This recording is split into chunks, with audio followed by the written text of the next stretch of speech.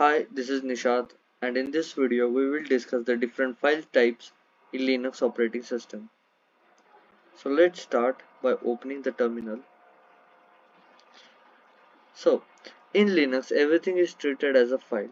There are three primary file types: regular file, directories, and special files. The regular file, these are the most common type of files and include text files, executable binaries, images, etc. Whereas directories are special files that contains information about other files. Special files. These include several subtypes like character files, block files, links, socket files, named pipes. We will discuss this one by one.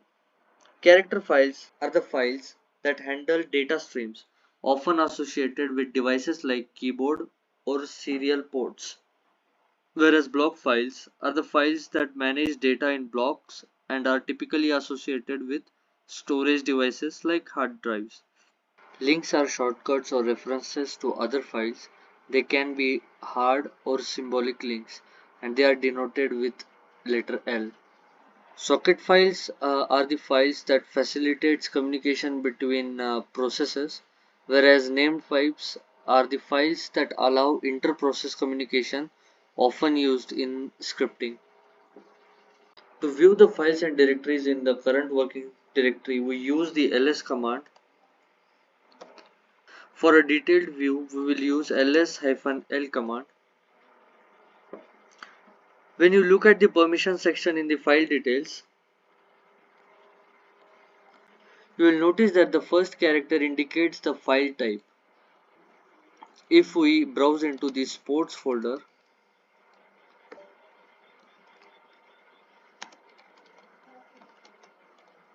into football folder,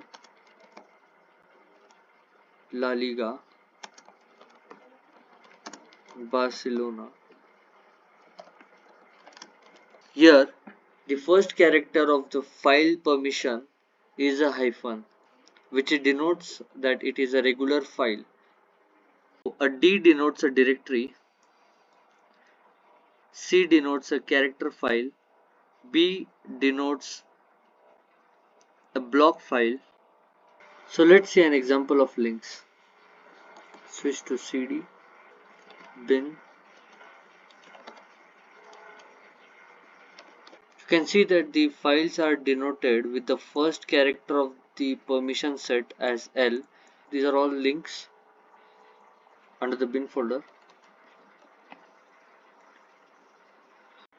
To list the different file system, we use a df-h command. And let's go through some of the important directories.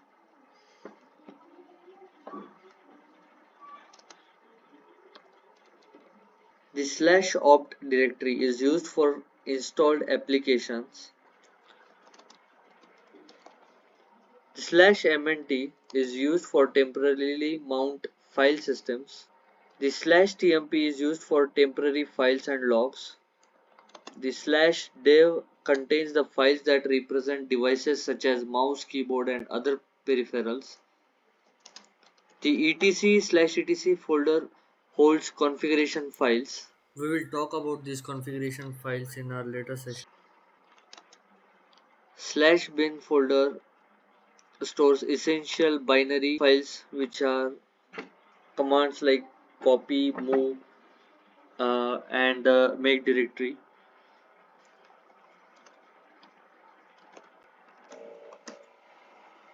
/media is where external devices like USB drivers are mounted.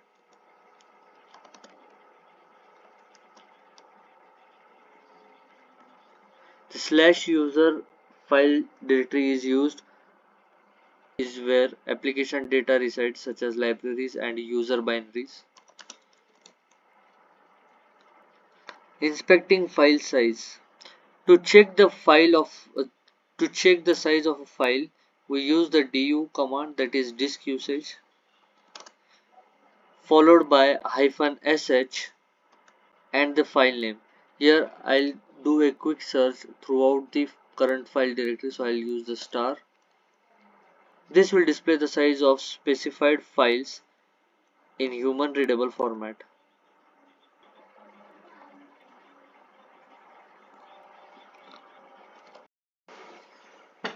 Now we'll see how to compress and manage files in Linux using tar command.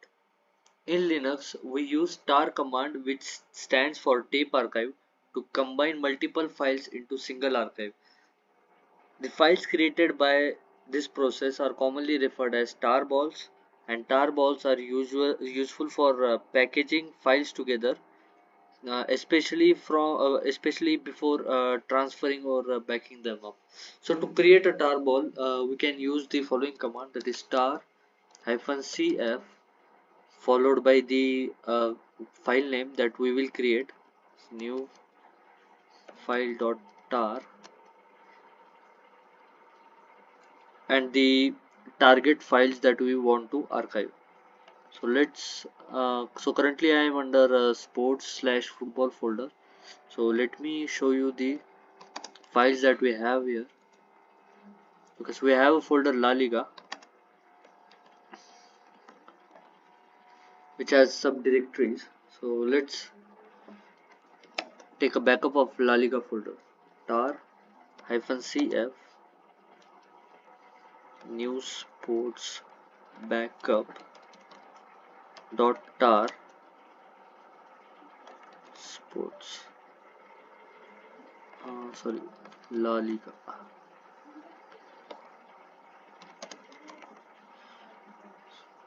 So we have the backup file created. So let's see the size. It is taken on the disk. So du-sh star. So it is significantly lower in file size. So this is how we can take the backup of a file or folder.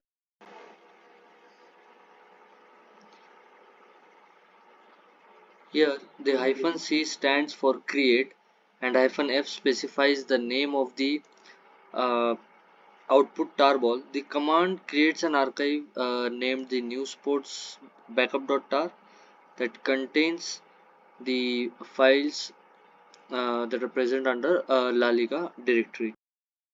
While creating the tarball, we can use the following command. Let's create another backup with tar-zcf.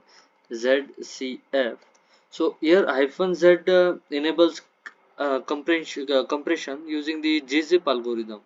So further reducing the size of the tarball. So I'll create a new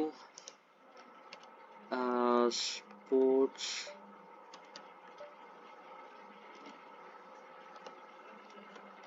backup to .tar La Liga.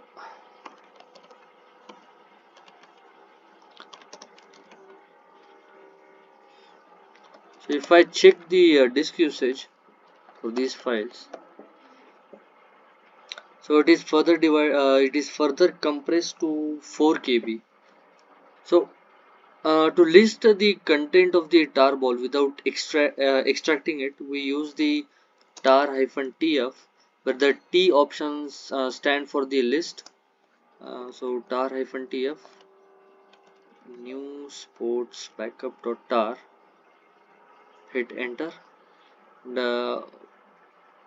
it will display the files within the tarball.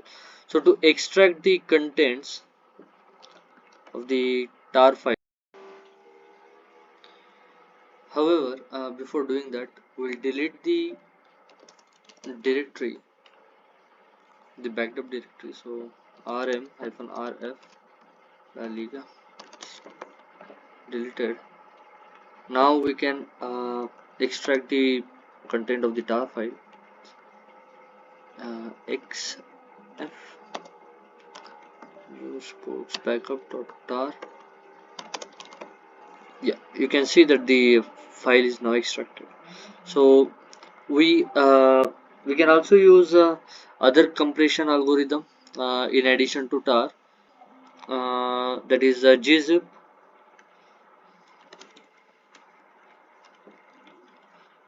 So if I go into the Lalika folder, see Barcelona, we have place file. We have a players file here.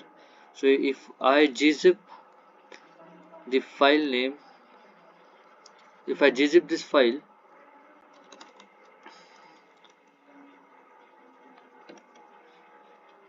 so the gzip tool will replace the original file with the compressed file. So to extract, we use the gunzip followed by the .gz file, and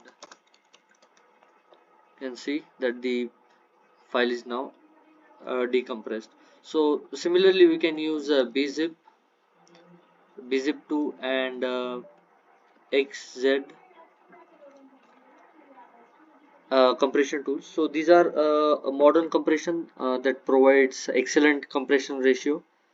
And the files compressed with xz have .xz extension, whereas the file compressed with bz2 will have bzip2 will have the .bz2 extension. And to extract them, we use bunzip2, and for xz compression we use unxz followed by the compressed file name. Now let's create a folder with subdirectories and files containing random data. We can create one ourselves using Linux system using a few simple commands. So just go to the home directory.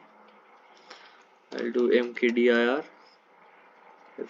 -p my test directory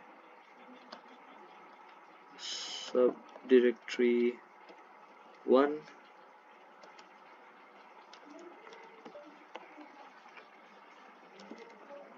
my test directory slash subdirectory 2 my test directory slash subdirectory 3. So once this is created,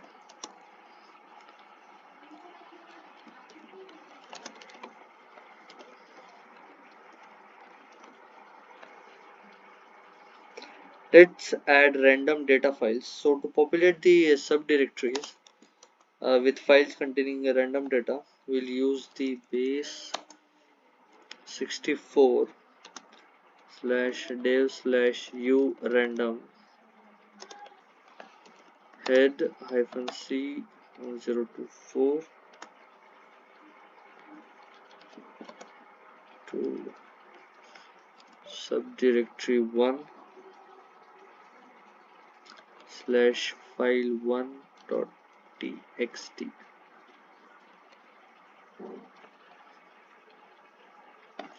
Oh, I added a space here.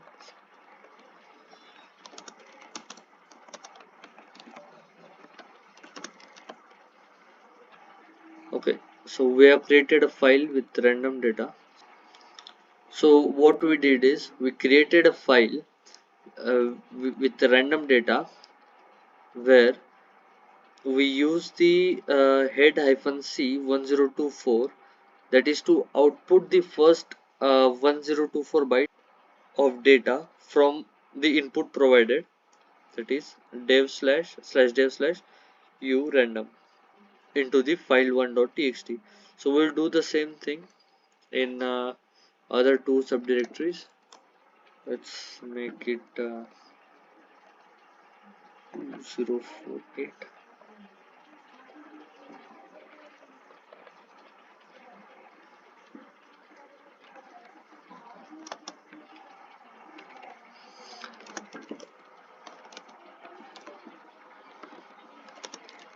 Let me rename this file.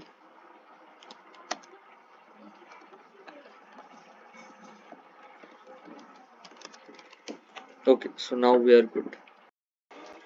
So that we have now created the files and subfiles with random data, let's see how we can search for the files and directories in the Linux operating system using different commands.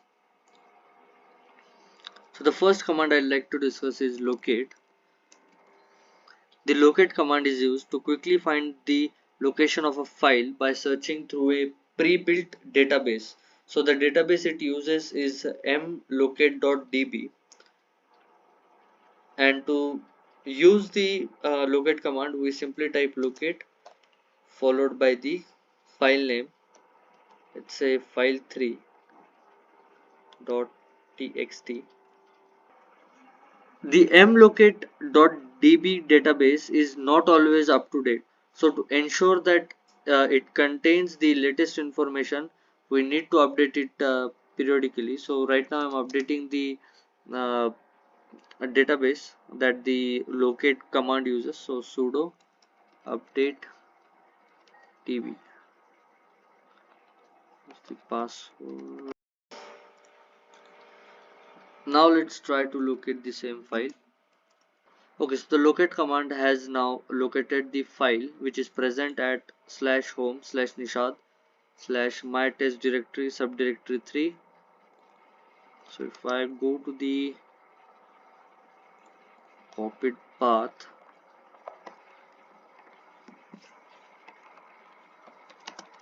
I can see that the file is present. So another way to find a file or a directory, we use the find command.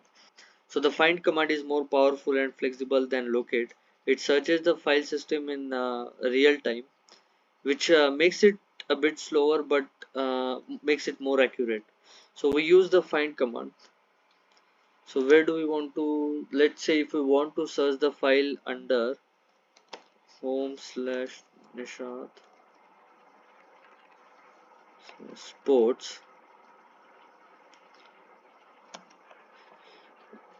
and I am searching for the file, so I'll give the type as f, and the name of the file, let the name of the file be players.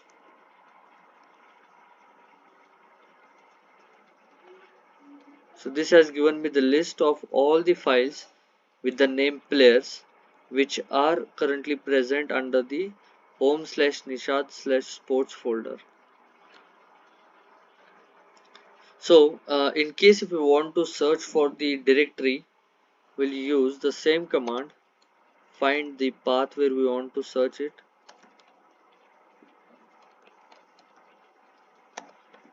The type will be directory, so it will be type D. The name will be, let's say if I want to search for Real Madrid, it's able to find the directory as well. Now let's try to search the content of a file using the grep command. So the grep command is a powerful tool. It is used to search specific pattern within content of a file. It scans the files line by line and prints any line that match the specified pattern. So okay, let's go to some another directory.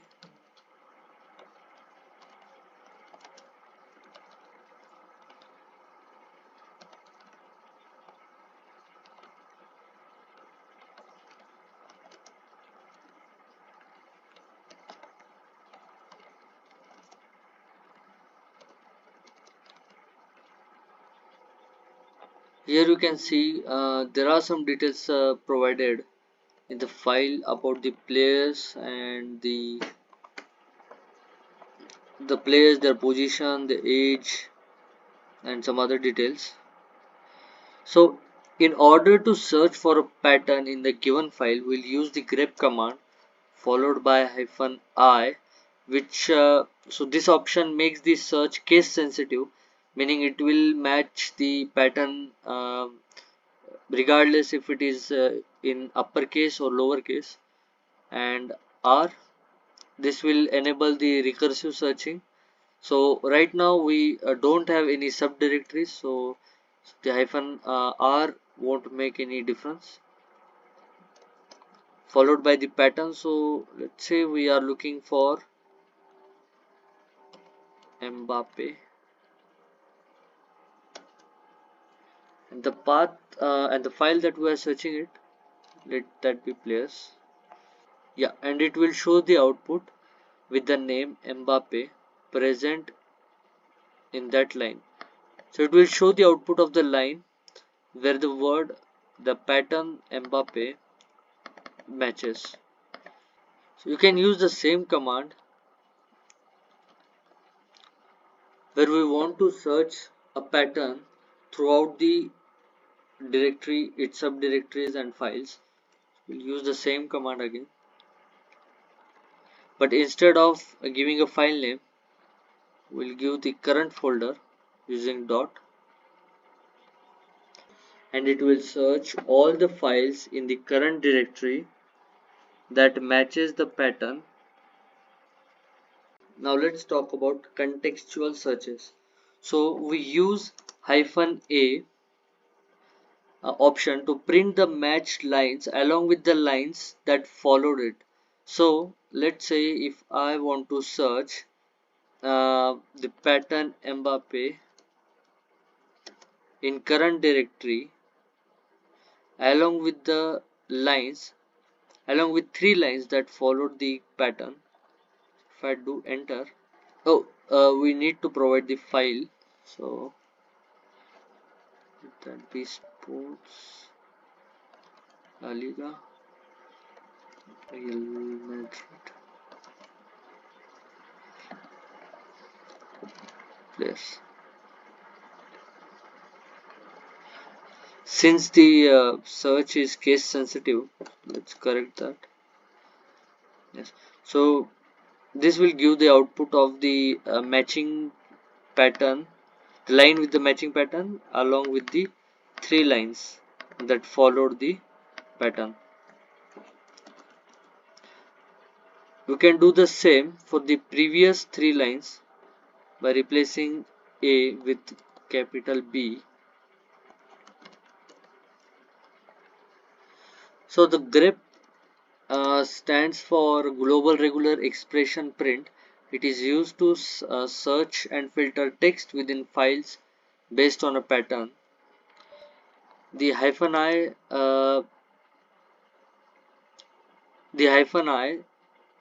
we use the hyphen I to make the search case sensitive, following for more flexible matching of text. We use -r for recursive searching. We use -v to invert the search, showing lines that do not match the specific pattern. Let's create a file.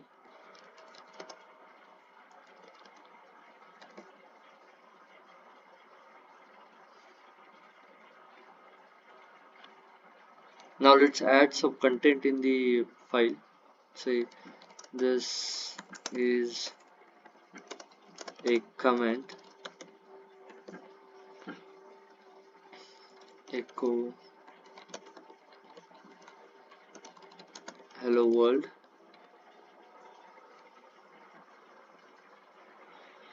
a is equal to 10 echo $a.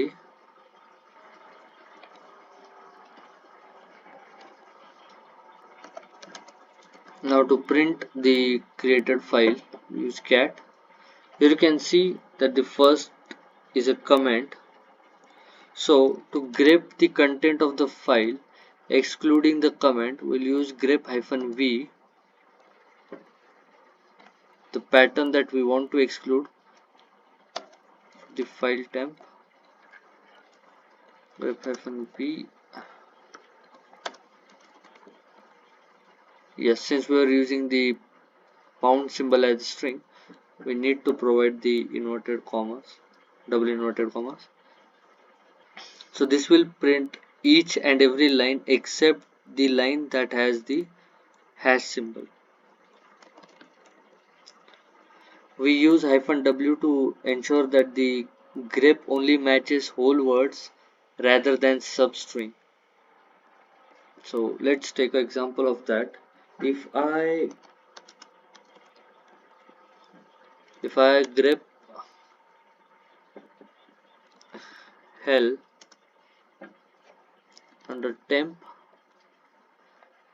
it will output the line which has the pattern matching the word hell.